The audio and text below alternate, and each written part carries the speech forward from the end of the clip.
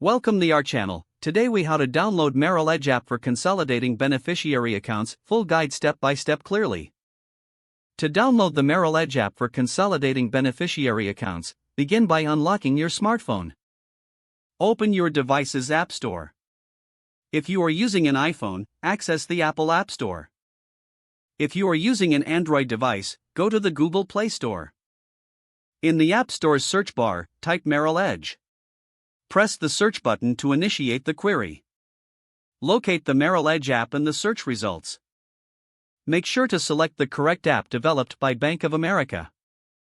Tap on the app icon to view more details. Check the app's ratings and read some reviews if needed. To download the app, click the Install button.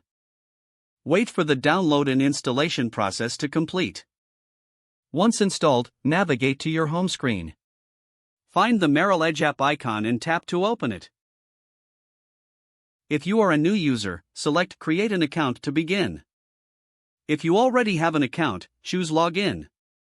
Follow the prompts to enter your account credentials securely. After logging in, you will have access to your accounts and investment options. To consolidate beneficiary accounts, navigate to the designated section within the app. Follow the on-screen instructions to add or manage beneficiary information. Review all details carefully and confirm any changes as needed.